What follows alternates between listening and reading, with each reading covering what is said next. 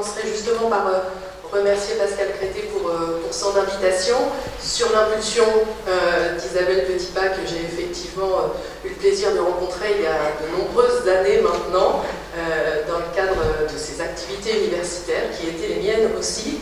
J'aurais en effet la lourde tâche d'essayer d'aborder avec vous l'aspect juridique de cette notion de la responsabilité.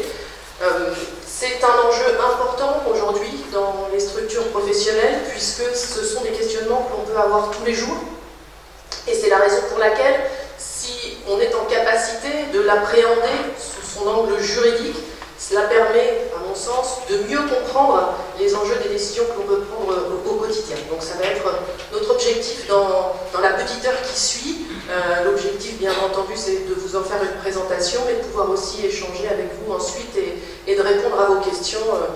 N'hésitez pas. L'objet, c'est justement de pouvoir essayer d'être éclairant, en tout cas sur cet aspect juridique. Un petit programme, en tout cas le programme qui nous attend. Alors forcément un programme cadré, on va parler droit, donc c'est nécessairement cadré. Donc on va commencer par discuter de cette définition, de cette notion de responsabilité, de l'évolution de cette notion, parce qu'elle a connu quand même de nombreuses évolutions dans notre société, de l'aborder sous le sens juridique, et puis de quelle responsabilité nous parlons, parce qu'il existe de nombreuses responsabilités, donc dans le cadre en tout cas de nos activités professionnelles, de quoi parle-t-on, pour essayer de comprendre cette notion, ses principes, ses exceptions, travailler aussi sur quelques illustrations pour permettre de donner un petit peu de matière à cette notion plutôt empirique de prime abord, et puis interroger certains focus qui avaient peut-être émergé de notre réunion où j'avais eu le plaisir de participer au mois de janvier dernier avec tous les membres actifs de l'association, sur la question autour de suis-je responsable de ce que je sais? Qu'est-ce que je dois faire de ce que je sais? Est-ce qu'il y a une responsabilité particulière pour le soignant, pour celui qui prend soin? Et est-ce qu'il est, le cas échéant, possible de se décharger de sa responsabilité? Peut-être que cela fera le lien avec l'intervention suivante de M. Xavier Bertrand.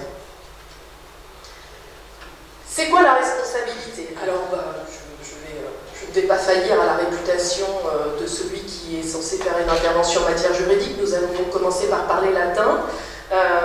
Ce verbe latin respondere, se porter garant, et ce second mot, sponsio, la promesse, donc à l'origine latine de la responsabilité, on est sur le principe d'avoir à assumer ses promesses. Aujourd'hui, la définition, en tout cas telle qu'on la retrouve dans le dictionnaire, est plutôt l'obligation, et donc la contrainte, d'avoir à répondre, de se porter garant de ses actions ou de celles des autres, et bien entendu d'en supporter les conséquences. En effet, la responsabilité, elle se trouve dans chaque action, dans chaque omission, dans chaque abstention de ce que l'on peut forcément mener dans le cadre de notre vie tous les jours, sans forcément en avoir une conscience réelle. Lorsqu'on s'arrête à un feu rouge, on respecte une règle pour ne pas avoir à engager notre responsabilité. Lorsqu'on inscrit son enfant à l'école, de la même manière, il y a là-dessous, un enjeu de responsabilité. Et donc parler de responsabilité, c'est nécessairement parler de nous, de chacun d'entre nous, dans notre rapport à la société d'abord, mais aussi, et ce sera l'enjeu de notre discussion, dans nos rapports aux autres, a fortiori dans le cadre de la sphère professionnelle. L'évolution de cette notion de responsabilité, avant d'avoir à connaître des fondements juridiques qui sont importants désormais, cette responsabilité, elle a longtemps été adossée à des croyances morales et à des croyances religieuses. Je pourrais d'ailleurs les mettre dans le désordre, d'abord à des croyances religieuses et ensuite à des croyances morales, ce qui a permis de dégager cette notion de responsabilité. Et puis en fait, en droit français en tout cas, si on se tourne spécifiquement vers notre ordonnancement juridique, cette notion de responsabilité, elle est apparue sous l'angle patriarcal et elle est longtemps restée ancrée, et notamment dans nos textes, avec cette notion de bon père de famille. Il fallait agir en bon père de famille, le bonus pater familias, qui était une référence à un comportement considéré comme étant raisonnable, adapté et respectable. Cette notion de bon père de famille, il a quand même fallu attendre 2014 et la loi sur l'égalité entre les hommes et les femmes pour qu'elle disparaisse intégralement de notre ordonnancement juridique. Ce n'était qu'il y a 10 ans, puisqu'il y a un peu plus de 10 ans encore, on retrouvait cette notion jus pater familias dans le code civil, le code rural, le code de l'urbanisme. Il fallait gérer son bien immobilier comme un bon père de famille, il fallait se comporter dans son quotidien comme un bon père de famille. Donc cela a marqué pendant extrêmement longtemps nos règles juridiques, c'était le comportement raisonnable et respectable qu'il fallait avoir en relation avec cette notion de bon père de famille.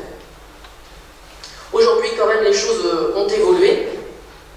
Et c'est bien la norme et la règle. Alors la règle d'une manière générale, quand je dis la norme, ça peut être la loi, le règlement, une convention, ça peut être dans les relations professionnelles même une convention collective, ça peut être aussi la jurisprudence. La jurisprudence, c'est l'ensemble des décisions de justice qui sont rendues par les juridictions en France, qui vont venir fixer ces conditions de la responsabilité. Et donc cette norme, elle va permettre et elle va contraindre. Alors très souvent, la notion de la responsabilité est plutôt abordée sous l'angle de cette contrainte. Elle contraint cette responsabilité, elle oblige plus qu'elle permet. Mais en réalité, dans les textes, la responsabilité est engagée sous ces deux angles-là. Elle autorise aussi la responsabilité, elle ne fait pas que contraindre dans les comportements. Et sans doute qu'avec le temps, au fil du temps, on a un peu dévoyé cette notion pour ne l'appréhender que sous l'angle de cette contrainte, alors même qu'elle est là aussi pour nous autoriser à faire des choses. Nul n'est censé ignorer la loi, je vous l'épargne en formulation latine. C'est important puisque c'est cette notion qui va nous permettre, c'est ce qu'on appelle en droit une fiction juridique. Nul n'est censé ignorer la loi, nous sommes bien d'accord que nous ne sommes pas du tout en capacité chacun de connaître l'ensemble des lois, de connaître l'ensemble des règles et des normes. Pour autant, c'est ce qui nous permet de sanctionner quelqu'un qui n'aurait pas respecté une règle et qui, du coup, engagerait sa responsabilité à n'avoir pas engagé cette règle. Alors, ça nous amène à une problématique plus générale qui pourrait nous occuper pendant un long temps, qui fait qu'aujourd'hui nous sommes dans des sociétés qui sont ultra normées et qui nous rendent difficile l'accès à la règle. C'est-à-dire qu'aujourd'hui, dans un environnement personnel, vous avez la loi, vous avez le règlement, vous avez votre convention collective, vous avez vos accords d'entreprise, et dans vos relations à l'usager, vous avez un autre code qui vient à s'appliquer, et pour peu que vous soyez dans un établissement sanitaire, là encore, on va appliquer une autre réglementation.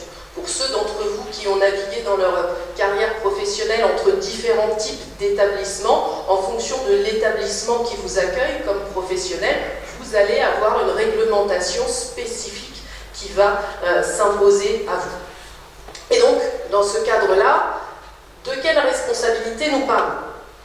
Alors, je suis désolée pour ceux qui n'ont pris qu'un seul café. C'est le moment où vous allez vous dire qu'il aurait peut-être fallu en prendre un second. En droit, on a plusieurs champs de la responsabilité. On a la responsabilité civile et la responsabilité pénale. Je vous épargne la responsabilité administrative, peut-être qu'elle sera abordée par M. Bertrand. La responsabilité administrative, ce qu'il faut en retenir, c'est bien entendu, c'est la responsabilité des personnes publiques. Et pendant très longtemps, il a fallu attendre 1873 pour que l'on puisse envisager le principe même de la responsabilité de l'État. Jusqu'en 1873, l'État n'était pas responsable de ses actions, et peu importe les actions qu'il menait, il n'engageait pas sa responsabilité à l'égard des citoyens du pays dans lequel nous nous trouvions. 1873, la donne a changé, et aujourd'hui, il est possible de mettre en jeu la responsabilité administrative des personnes publiques.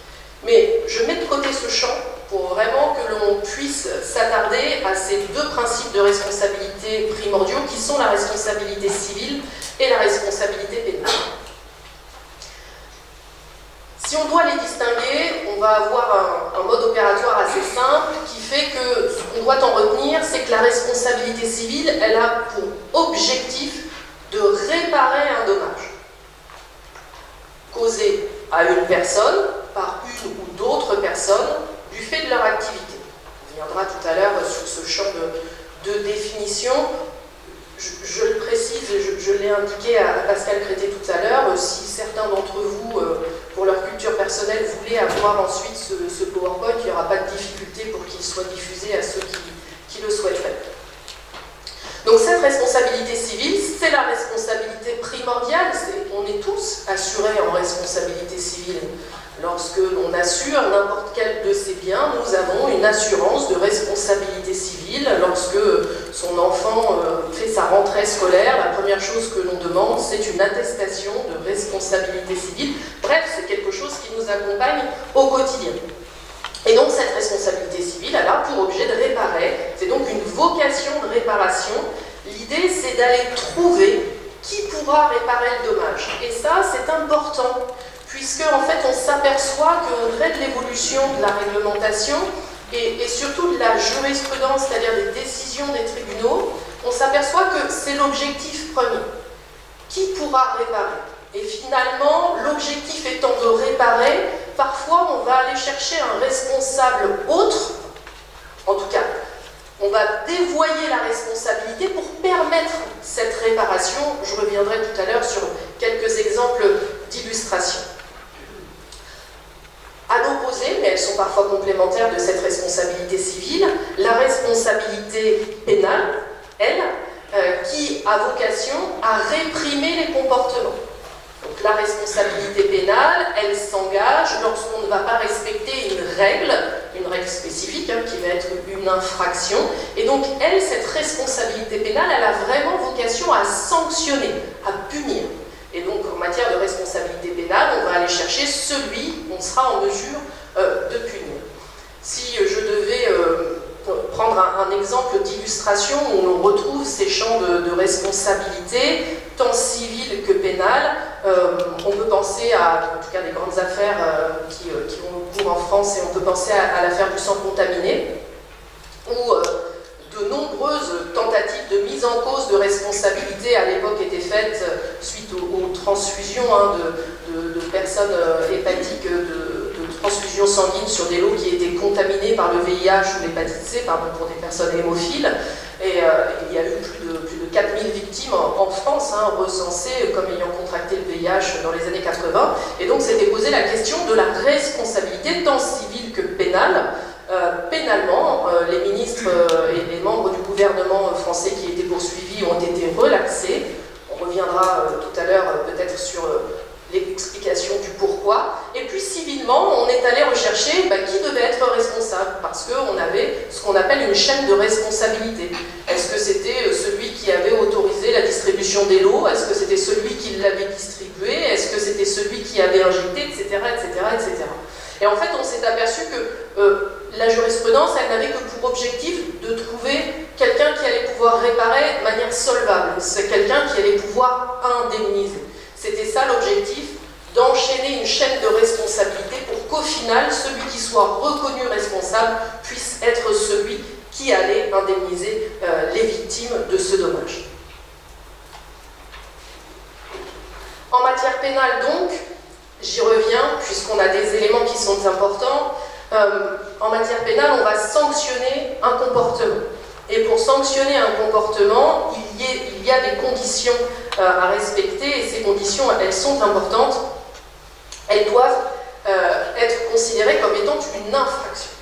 Une infraction, en droit français, c'est une contravention, un délit, un crime, dans l'ordre de gravité. D'abord la contravention, ensuite le délit, ensuite le crime. Et pour que l'infraction existe, il faut qu'elle ait 3 éléments constitutifs. Alors je vous embête avec ça parce que vous allez voir, c'est déterminant dans la différenciation avec la responsabilité civile, puisqu'il faut d'abord un élément légal. Il faut que le code pénal prévoit que tel comportement est une infraction.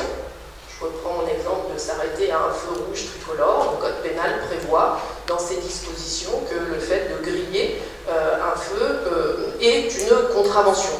Il faut un élément matériel, une action, une abstention, une omission. Alors principalement, les contraventions, les délits, les crimes sont des actions, mais cela peut être aussi une omission, lorsqu'on va être sur la non-dénonciation, par exemple, de comportements répréhensibles. Ça peut être une négligence ou une imprudence, qui sont là plutôt des thématiques que l'on va rencontrer malheureusement dans les pratiques professionnelles, avoir agi par négligence ou par imprudence. Je vais reprendre un exemple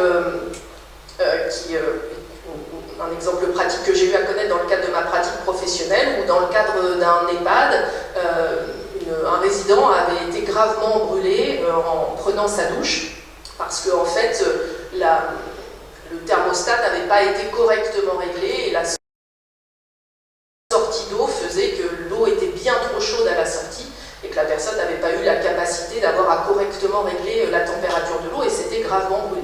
Et on se posait la question de la responsabilité, tant civile, tant pénale, et la directrice de l'EHPAD de l'époque avait été poursuivie pour de la mise en danger de la vie d'autrui sur la base de cette imprudence ou de cette négligence, en considérant qu'en n'ayant pas suffisamment contrôlé cet aspect-là, en ne s'étant pas assuré des règles de sécurité, il y avait des manquements, hein, cela avait été apprécié comme tel, elle n'avait pas nécessairement fait ce qu'il fallait pour s'assurer de ce que l'infraction ne pourrait pas être commise, du coup sa responsabilité pénale a été reconnue. Et enfin, il y a un élément intentionnel, et cet élément intentionnel, il est lui aussi déterminant, puisque pour commettre une infraction, il faut vouloir commettre un acte répréhensible. Et ça, c'est important, puisque c'est ce qu'on appelle l'élément moral, et cet élément moral, il est indispensable en matière de responsabilité pénale, là où il est inopérant en matière de responsabilité civile. En matière de responsabilité pénale, on va savoir si l'auteur de l'infraction a voulu commettre cet acte répréhensible. En matière de responsabilité civile, il suffira de constater qu'une faute a été commise, peu importe l'intention de l'auteur. Je prendrai un exemple qui vous sera peut-être parlant tout à l'heure. Dans ce cadre-là, on s'aperçoit que cette responsabilité pénale, comparativement à la responsabilité civile, elle est purement personnelle. On engage sa propre responsabilité en tant que personne. Fortiori, on va faire l'objet d'une punition, d'une sanction pénale, puisqu'on a personnellement commis cette infraction pénale. En même temps, cette infraction pénale, elle amène à réfléchir autour de sa capacité à être responsable. Et donc, en face de cette notion de responsabilité pénale, on trouve l'irresponsabilité pénale, que l'on peut retrouver dans nos pratiques, et en tout cas dans les publics que l'on a à accompagner et à prendre en charge. Et cette irresponsabilité pénale, on la retrouve à l'article 122-1 du Code pénal, qui nous dit bien que nous ne serons pénalement responsables qu'à la condition que nous n'ayons pas eu notre discernement d'aboli. Donc la notion d'abolissement du discernement qui fait que l'on perd sa responsabilité pénale et on devient donc irresponsable pénalement. On le voit dans tous les faits divers que l'on diffuse à longueur de journée sur nos écrans, que très régulièrement se pose la question, justement, de prime abord, souvent, en lien très régulièrement avec des troubles d'ordre psychique, de la responsabilité pénale ou pas de l'auteur de l'infraction. Et donc, la question qui doit être posée, c'est est-ce que le discernement a été aboli? Si oui, abolition complète, dans ce cadre-là, la personne n'est pas responsable pénalement. Si par contre, son discernement a été altéré, simplement, là, sa responsabilité reste entière et la personne a la possibilité d'être condamnée avec des réserves. On va considérer que le fait d'avoir un discernement altéré fait qu'on doit être sanctionné de manière un petit peu moins importante. Juste un petit focus sur ce point de discernement. Qu'est-ce que c'est que le discernement? Parce que là encore, on peut s'interroger sur le sens des mots. D'un point de vue juridique, c'est la capacité de distinguer les actes autorisés des actes interdits. Faire la différence, si je devais le ramener à nos notions vues tout à l'heure, entre le bien et le mal, faire cette distinction qui vous permet d'avoir un discernement que l'on peut envisager sous l'angle de la responsabilité pénale, mais pour ceux qui prennent en charge des mineurs, que l'on envisage aussi pour les mineurs, puisque c'est un point de discussion qui nous permet de savoir si le mineur, par exemple, va être en capacité d'être entendu, d'être écouté dans son discours. C'est cette notion de discernement que l'on va aller chercher. On arrive donc à cette responsabilité dans nos pratiques professionnelles, et pourquoi est-ce qu'on a un intérêt à s'interroger sur ces responsabilités? Alors d'abord pour soi, les décisions que je prends engagent-elles ma responsabilité? Ça c'est vraiment quelque chose qui est très prégnant aujourd'hui dans nos exercices professionnels, et puis aussi pour la structure. Alors moi je vais appeler d'une manière générique l'entreprise, hein, c'est l'institution, c'est l'association, c'est la fondation, c'est la société, au sens large en tout cas. Bien, dans ma qualité de professionnel, est-ce que j'engage mon institution, mon entreprise, dans le cadre des actions et des décisions que je prends? Et donc pour cela, il est important de connaître ses responsabilités. Et connaître ses responsabilités, alors pour autant c'est pas les fuir, mais c'est, à mon sens, savoir apprécier son risque. En fait, c'est prendre ses décisions en toute connaissance de cause. Savoir la responsabilité, c'est pas tant éviter toute responsabilité, c'est de dire je sais où se situe ma responsabilité, je suis en capacité de l'analyser, de la comprendre et de la bilanter, et c'est ce qui va me permettre de prendre des décisions et d'assumer les décisions que je prends. Alors, j'aurais pas dû le mettre dans le PowerPoint, mais je parle de l'exemple subjectif du barème Macron pour vous donner un ordre d'idée. Les enjeux de responsabilité, ils sont très présents dans les pratiques professionnelles. Et je prends cet exemple du barème Macron qui peut vous sembler lointain. Le barème Macron, c'est celui qui encadre les dommages et intérêts, donc en responsabilité civile, qui vont être versés à un salarié dont le licenciement a été jugé comme abusif. Le salarié est licencié, le tribunal reconnaît que ce licenciement est abusif et octroie une indemnité au salarié licencié abusivement. Le barème Macron va encadrer cette indemnité. Il va dire, il y a un plancher, mais il y a aussi un plafond. C'est le plafonnement de l'indemnisation. Et donc, c'est assez curieux comme raisonnement en termes de responsabilité, parce que c'est venir dire à une entreprise, à un employeur au sens générique du terme, très bien, vous avez commis une erreur, vous devez être sanctionné pour l'erreur que vous avez commise, l'erreur est quand même le licenciement abusif d'un de vos salariés, mais pour autant, je vais limiter votre sanction. Et je vais la limiter à un plafond que j'ai édicté d'un point de vue légal.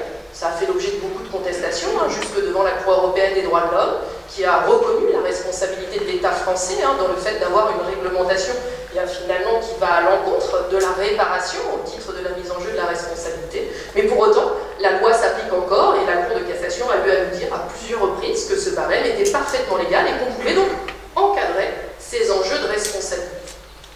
En tout cas, comme je vous le disais, l'objectif c'est pas d'éviter, mais plutôt d'identifier ces responsabilités, parce qu'on le sait bien, on n'est pas dans un monde utopique dans lequel chacun éviterait la mise en jeu de ses responsabilités. Donc l'idée, c'est que cette responsabilité, elle ne soit pas paralysante dans nos actions et qu'elle ne soit surtout pas prétexte à l'inaction. Parce qu'aujourd'hui, on s'aperçoit que souvent, ces enjeux de responsabilité, on s'en sert pour ne pas agir. Et pour se dire, ah bien oui, mais ça, on ne va pas le faire, on ne va pas le mettre en place parce qu'on ne va pas prendre le risque de ce que notre responsabilité soit mise en jeu. Et à mon sens, c'est un mauvais raisonnement à tenir. Mieux vaut savoir quels sont les enjeux de responsabilité plutôt que d'être dans l'inaction permanente. C'est le fameux « c'est pas moi, c'est lui ». Alors ça, on le trouve dès le plus jeune âge. Je pense qu'on pourrait peut-être y réfléchir même sous un angle psychologique, sociologique. Je ne suis pas responsable, je vais te désigner un autre qui va être responsable à ma place, parce que mon réflexe premier, le réflexe premier que je vais avoir, c'est de me décharger de ma responsabilité. Ce qui, à mon sens, est une erreur collective, puisque la responsabilité, on doit pouvoir l'engager de manière collective, on doit pouvoir la réfléchir de manière collective. C'est un facteur de cohésion. Être responsable ensemble en matière professionnelle est un facteur de cohésion et ce n'est pas un facteur de division. Donc voilà, l'idée c'est qu'on puisse réfléchir ensemble sur cette notion-là et sur ce que cela peut avoir comme conséquence en matière juridique. Du coup, je reviens à notre ordonnancement juridique parce qu'il est important. Et dans nos relations professionnelles, curieusement, ce n'est pas le code du travail qui va s'appliquer et qui va gérer cette organisation des responsabilités, mais c'est le code civil. Et c'est d'ailleurs le code civil issu du code Napoléon. On est en 1804 et depuis lors, les règles n'ont pas beaucoup évolué. Et vous allez voir d'ailleurs que l'on va lire le texte qui nous concerne en matière de responsabilité civile dans nos relations professionnelles et il est assez difficilement compréhensible, en tout cas sur le langage que l'on utilise aujourd'hui. Donc c'est l'article 1240 du code civil. Pour les plus anciens d'entre nous qui ont fait un peu de matière juridique, c'était 1382. Tout fait quelconque de l'homme qui cause à autrui un dommage oblige celui par la faute duquel il est arrivé à le réparer. C'est le principe général de responsabilité. Celui qui cause un dommage doit le réparer. Alors un petit clin d'œil à la version actuelle, tu casses, tu répares. Je ne sais pas, peut-être que c'est un champ de réflexion en tout cas. Mais ça veut dire qu'il faut 3 conditions cumulatives. Une faute qui a été commise, un préjudice qui en est résulté, et un lien entre cette faute et le préjudice. Et puis, l'article 1242 nous explique qu'en réalité, à ce principe vient s'ajouter un autre principe, alors qu'on pourrait considérer comme étant une exception, que l'on va appeler juridiquement la responsabilité du fait d'autrui, et qui nous précise qu'en fait, on est responsable de nous-mêmes, du dommage que l'on cause par son propre fait, mais on est aussi responsable de celui qui est causé par le fait des personnes dont on doit répondre, nous dit le texte, ou des choses que l'on a sous sa garde. Les choses que l'on a sous sa garde, ça va être par exemple les biens matériels, les biens immobiliers, mais ça peut être aussi les animaux dont on a la responsabilité. Et le texte précise différents alinéas.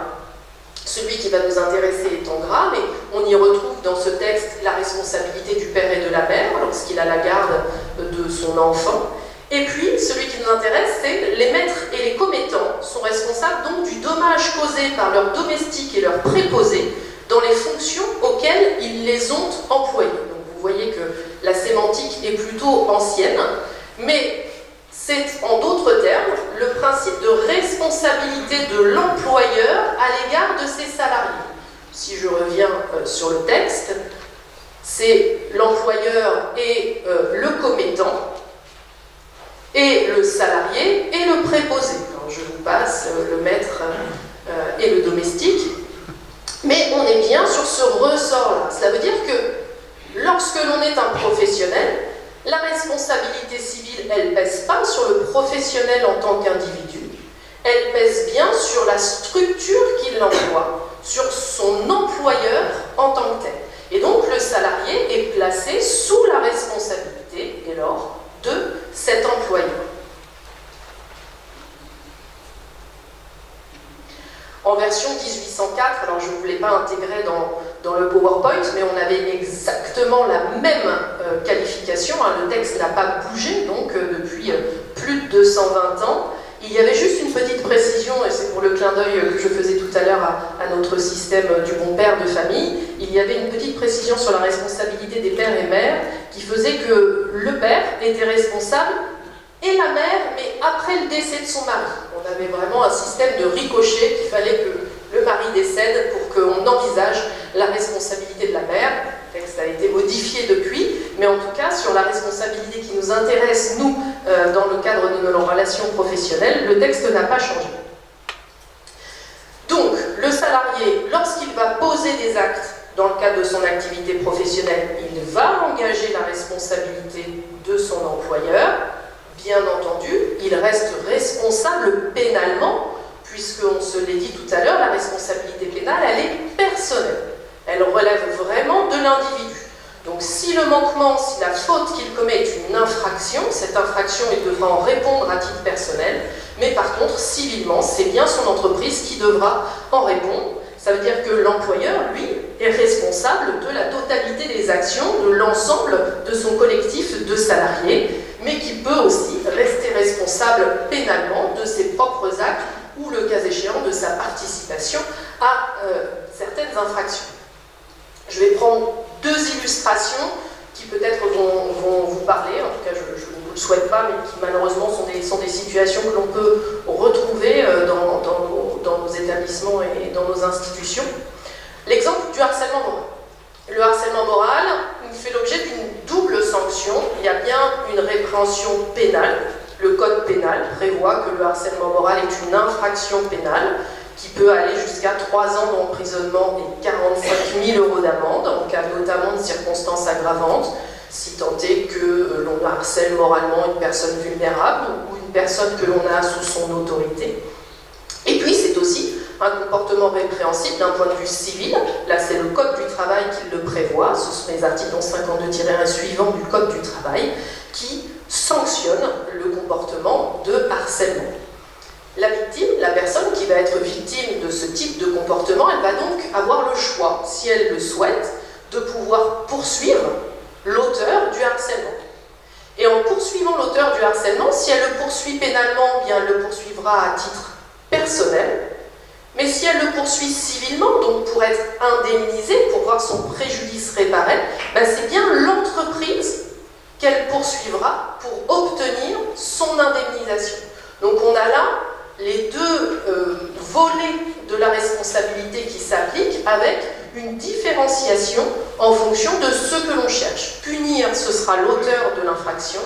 Sanctionner, bien, ce sera l'employeur. Et si on devait en tout cas réfléchir à la raison pour laquelle c'est l'employeur qui doit être responsable, bah finalement, il est responsable civilement parce qu'il est plus à même de pouvoir assumer les conséquences financières de cette responsabilité.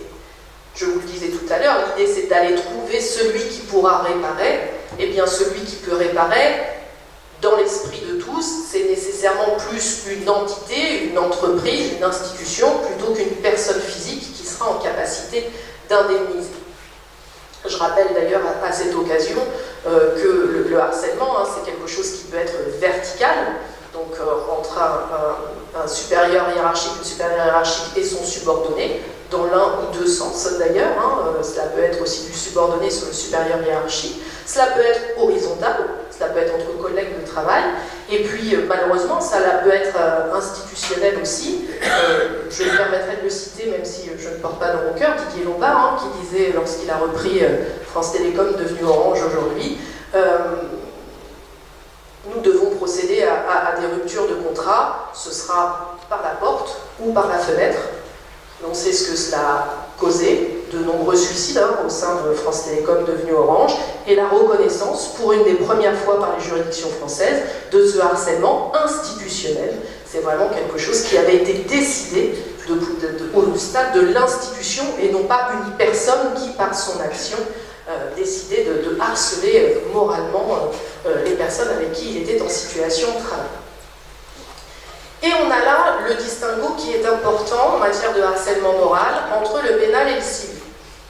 Puisqu'on le disait tout à l'heure, pour que sa responsabilité pénale soit engagée, il faut qu'il y ait une intention de commettre l'infraction. À défaut, pas de responsabilité pénale. Ça veut dire que, d'un point de vue pénal, si la personne dit peut-être que mon comportement a heurté la dignité et a causé un préjudice à mon collègue ou à la personne avec qui je travaille, pour autant je n'avais pas l'intention, je ne souhaitais pas la harceler, ce n'était pas mon objectif. Si effectivement il en fait la démonstration, il ne sera pas poursuivi pénalement. C'est indifférent en matière civile. On ne s'intéresse pas à l'intention de l'auteur. C'est-à-dire que l'auteur va pouvoir dire « mais moi je ne souhaitais pas, je n'étais pas harcelant, je ne souhaitais pas être dans cette dynamique de harcèlement, peut-être que mon comportement a été inadapté mais il n'était pas harcelant », c'est inopérant, ça n'empêchera pas la réparation de la victime et ça n'empêchera pas la reconnaissance de la responsabilité civile. Et c'est malheureusement en pratique ce dont on s'aperçoit très souvent, c'est que les victimes de harcèlement qui portent plainte voient leur plainte classée sans suite parce qu'il est très difficile de démontrer cette intention, alors que si elles vont devant les juridictions civiles pour être indemnisées, elles obtiennent beaucoup plus facilement une indemnisation et la réparation de leur préjudice parce que justement on ne se posera pas la question de cette intention. Second exemple qui est important aussi dans nos pratiques professionnelles, c'est l'exemple des écrits professionnels. Qu'est-ce que je fais des écrits professionnels? À quel stade j'engage ma responsabilité lorsque je pose un écrit professionnel? Bon, déjà, à quoi ça sert un écrit professionnel? Alors, dans les différents secteurs dans lesquels vous intervenez, cela a un enjeu extrêmement important. L'écrit est très mis en avant dans le cadre des relations professionnelles, dans le cadre des comptes rendus que l'on doit établir, des rapports que l'on doit établir, des liens que l'on a avec soit les différentes administrations, voire le cas échéant avec l'institution judiciaire, où l'on doit rendre compte par écrit. Objectif, formaliser, tracer, analyser, comprendre, proposer et souvent aider à la décision. Et donc, dans ce cadre-là, quelle est la responsabilité de l'auteur de l'écrit? Je vais répondre assez simplement, puisque très régulièrement des professionnels peuvent m'interroger en me disant « mais moi si je signe, est-ce que j'engage ma responsabilité ?» Bien non, vous n'engagez pas votre responsabilité civile lorsque vous signez un écrit professionnel. Parce que reste ce principe de la responsabilité de votre employeur, de l'établissement, de la solution, de l'association, pardon, de votre service. C'est bien la responsabilité, celle-ci, qui est engagée en tant que manquement. Attention, cela ne signifie pas que vous n'engagez pas votre responsabilité, peut-être disciplinaire, peut-être en abusant de votre liberté d'expression. Dans cet écrit professionnel, on pourrait peut-être venir vous chercher comme ne respectant pas vos obligations professionnelles internes, mais pour autant, vous n'engagerez jamais votre responsabilité civile personnelle. Est-ce que ça va, ça, cette différenciation dans les différents champs de la responsabilité? Et l'on retrouve de plus en plus sur la liberté dans l'abus d'expression, alors dans les écrits informels, dans les écrits non professionnels, avec la joie et le bonheur des réseaux sociaux, puisque de plus en plus, les employeurs s'emparent des écrits qui peuvent être posés par leurs salariés dans le cadre des réseaux sociaux pour justement venir pointer leur responsabilité disciplinaire. Pour autant, on ne parle pas ici de responsabilité civile, c'est bien la responsabilité du salarié dans le cadre de ses obligations professionnelles et dans le respect, en tout cas, de la neutralité, par exemple, qu'il doit avoir dans le cadre de ses fonctions. Il y a un exemple, et il y a surtout une exception, à cette responsabilité de l'employeur, c'est l'abus de fonction. L'employeur ne verra pas sa responsabilité civile engagée si le salarié commet un abus de fonction. Ça peut vous paraître d'une évidence absolue. La jurisprudence vient de dire, c'est un arrêt important de 1988, que si le salarié a agi en dehors des fonctions dans lesquelles il était employé, sans autorisation de l'employeur et à des fins étrangères à ses attributions, dans ce cadre-là, le salarié commet un abus de fonction et donc ce principe de responsabilité de l'employeur disparaît. Et la responsabilité civile, donc la réparation du dommage causé, pèse à nouveau sur le salarié en tant que personne. C'est donc l'exception, cet abus de fonction. Mais cette exception, elle est très largement censurée par les juridictions. C'est là pour le coup une œuvre de jurisprudence qui vient nous dire que, attention, c'est pas parce qu'il y a une infraction qui est commise que c'est un abus de fonction. Déjà, on aurait pu le considérer. À partir du moment où une infraction pénale est commise, où le salarié commet une contravention, un délit, je pense par exemple à celui qui conduit le véhicule dans l'entreprise et qui se fait flasher, il va perdre ses points, mais s'il y a une sanction civile qui est commise, c'est bien l'employeur qui va devoir y répondre. On pourrait considérer que comme le salarié n'a pas agi dans le cadre de ses fonctions, il en soit responsable. Bien, pas du tout. Et cela va encore plus loin. Je ne vous ai pas intégré les exemples au PowerPoint, mais je vous les donne, puisque la jurisprudence a pu maintenir la responsabilité civile de l'employeur et donc considérer qu'il n'y avait pas d'abus de fonction pour un salarié qui détourne des fonds qui lui ont été remis dans le cadre de l'entreprise. Le détournement de fonds n'est pas un abus de fonction. Bon, très bien. Même chose pour la gardienne d'une résidence pour personnes âgées qui seront coupables d'abus de faiblesse en ayant soutiré de l'argent à un pensionnaire, pas d'abus de fonction. La Cour considère que c'est à l'occasion de ses fonctions, dans le cadre de son temps de travail, et à l'occasion de moyens qui lui sont donnés par son employeur, qu'elle a engagé sa responsabilité. Alors, ça n'empêche pas la responsabilité pénale, je le redis. Nous parlons ici que de la responsabilité civile, l'indemnisation du préjudice. Mais donc, nous ne sommes pas dans ce cadre-là en cas d'abus de fonction. Même chose pour un salarié d'une entreprise de nettoyage qui aura commis un vol dans les locaux d'une bijouterie qu'il devait entretenir. Même chose encore sur une directrice de gestion qui était chargée de faire établir des chèques qui étaient destinés au trésor public et qui les avait falsifiés pour son compte personnel. Pas d'abus de fonction. Bien entendu, faux, usage de faux, etc. Oui, sanction pénale, mais pas de sanction civile. L'employeur restait responsable civilement des dommages causés, notamment au détriment et au préjudice du trésor public. Cela, ça peut nous faire sourire.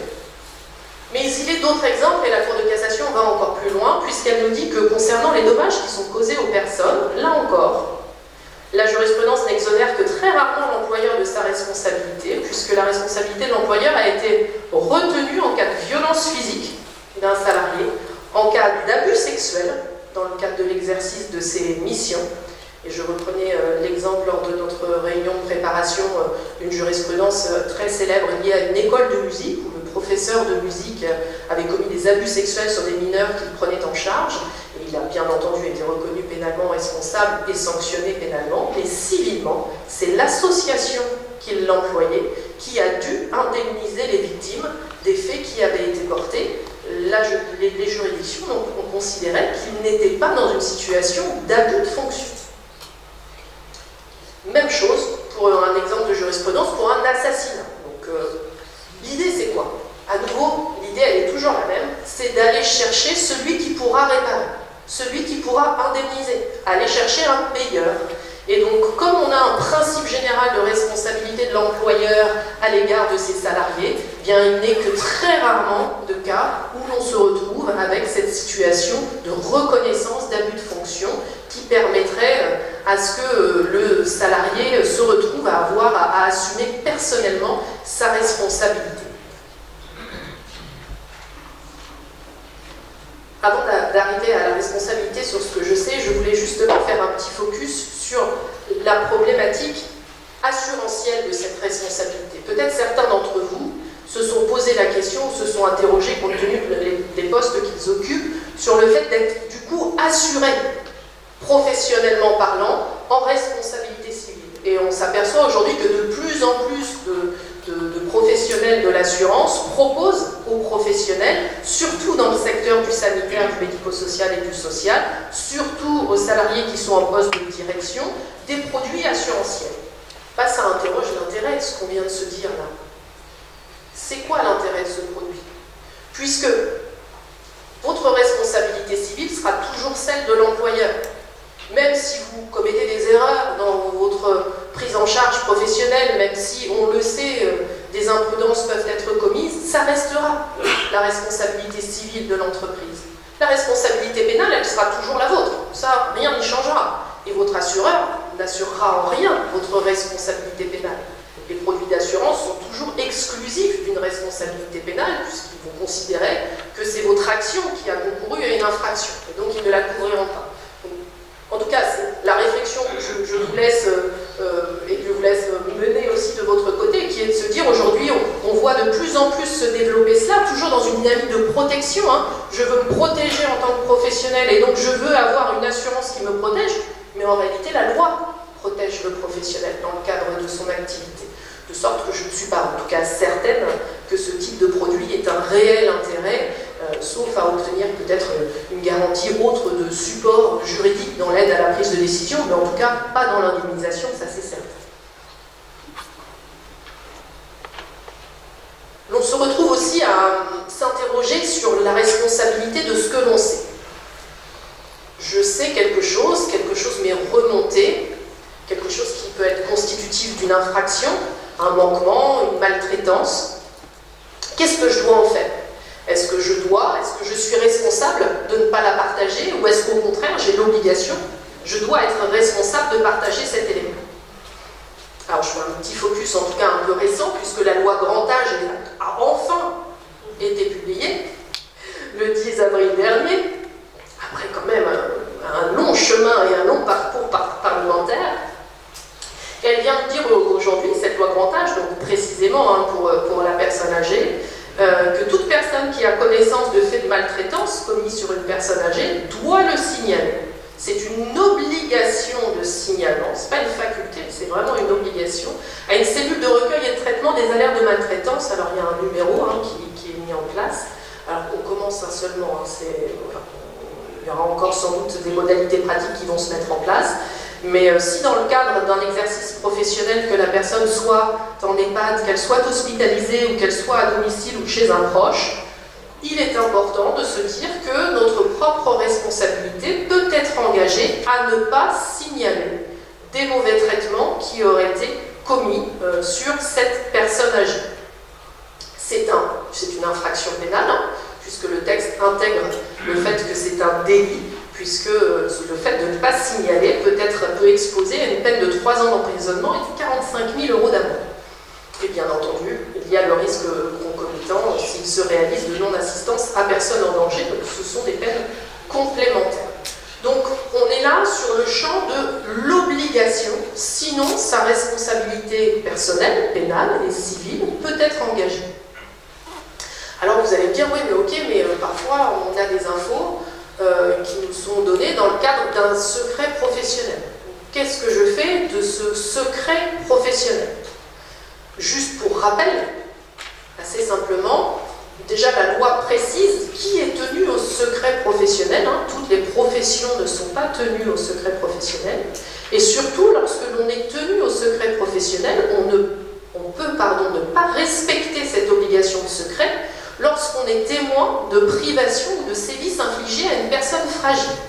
Et là, la loi a une définition très large de la personne fragile, c'est quelqu'un qui n'est pas en capacité de se protéger, soit parce qu'elle est âgée, soit parce que son état physique ou psychologique ne lui permet pas, ou par exemple, on va considérer que le mineur, par nature, est une personne fragile et vulnérable.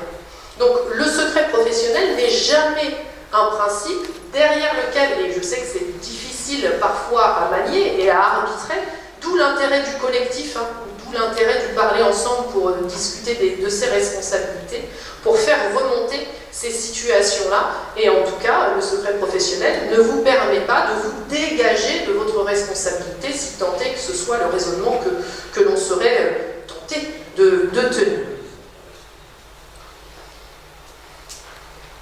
Est-ce qu'il y a une responsabilité spécifique pour le soignant? Ben non. Donc j'aurais pu m'arrêter là. Quand même, nous avons quelques professions réglementées. Et donc, dans le cadre de certaines professions réglementées, et notamment la profession d'infirmier, d'infirmière et la profession de médecin, on va avoir des textes spécifiques. Il n'y a pas un texte général qui vient dire que celui qui prend soin a une responsabilité particulière dans la prise en charge de la personne dont il prend soin. C'est le principe général dont on parlait tout à l'heure. Si l'on cause un dommage par son action, on doit le réparer. Et si c'est dans un cadre professionnel, c'est la responsabilité de l'employé. Mais on a des textes spécifiques, on a un code de déontologie infirmier, notamment, qui est intégré au code de la santé publique. Et puis on a la loi dite loi Kouchner, du 4 mars 2002, pour les médecins, qui a posé le principe de responsabilité, qui a indiqué que les professionnels de santé ne sont responsables des conséquences dommageables d'actes de prévention, de diagnostic ou de soins qu'en cas de faute de leur part. Effectivement, c'est le principe général, donc ça ne nous éclaire pas particulièrement, mais cela vient repréciser que le professionnel de santé peut se retrouver sous le coup d'une responsabilité en lien avec son activité. Je vous cite aussi, alors désolé pour visuellement c'est pas très agréable, mais là encore assez récemment a été présenté en Conseil des ministres, donc le 10 avril dernier, la semaine dernière, le projet de loi, enfin aussi, hein, comme quoi ce sont des sujets qui sont quand même difficiles à appréhender, le projet de loi relatif à l'accompagnement des malades et de la fin de vie. Et là où la loi Leonetti de 2005, alors c'était la loi relative à la prise en charge des malades et à la fin de vie, hein, la première loi qui est venue encadrer ces activités-là, la loi Leonetti s'était bien gardée de discuter de responsabilité. Et bien là, le projet de loi, en tout cas, qui a été publié par l'Assemblée nationale et présenté en Conseil de ministres, intègre pour la première fois cette notion de responsabilité, puisqu'il est indiqué que dans le cadre de la prise en charge d'une personne qui souffre d'une affection grave et dans le cadre des échanges préalables notamment au diagnostic et à la prise en charge de la personne, le professionnel de santé, donc on a une acception très large, on est même au-delà du soignant, le professionnel de santé aura la responsabilité d'initier la mise en place d'un plan personnalisé d'accompagnement. Donc ça reste une responsabilité en lien avec l'établissement d'un cadre, mais pour autant, c'est la première fois que l'on voit cette notion de responsabilité surgir. Alors, entre nous soit dit, nous ne sommes qu'au stade de la présentation du projet de loi. Je ne suis pas certaine qu'on aura le maintien de cette notion dans le texte. Il nous est ai quand même annoncé qu'il faudra attendre sans doute encore au moins 12 à 18 mois pour que ce texte soit définitivement voté, donc je ne doute pas que là encore il y aura toute une discussion en lien avec cette notion de responsabilité. Et puis dernier point, parce qu'on pourrait se poser cette question, est-ce qu'il est possible de s'en décharger de cette responsabilité? Est-ce que je peux la confier à quelqu'un d'autre? Oui, éventuellement. Alors, jamais la responsabilité civile, hein, on se remet en perspective, puisque celle-ci c'est celle de l'employeur, etc.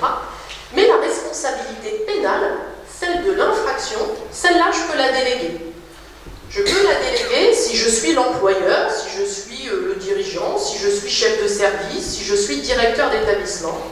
Je peux la déléguer par une délégation de pouvoir à un salarié à qui je vais transmettre ma propre responsabilité pénale. J'ai un responsable qualité, sécurité, environnement dans mon entreprise. Je considère du coup que toutes les questions en lien avec la sécurité incendie, la sécurité des bâtiments, etc., ben, je vais la transmettre. Je vais transférer cette responsabilité pénale à ce salarié, spécifiquement par une clause, souvent que l'on retrouve dans le contrat de travail. Pour ceux d'entre vous qui ont signé des délégations de pouvoir, souvent sur plusieurs pages, souvent difficilement, parfaitement compréhensible, et bien entendu en aucun cas discutable. Non, la clause de délégation de pouvoir, je n'ai pas très envie de la signer. Bon, c'est un tout, c'est un rien. En règle générale, elle est signée dans ce cadre-là, ou en cas d'évolution de fonction aussi dans l'établissement dans lequel nous sommes. Et donc, c'est parfaitement légal de contractuellement, conventionnellement, donc par un écrit, de transférer cette responsabilité pénale et donc de déléguer ses pouvoirs et donc sa responsabilité.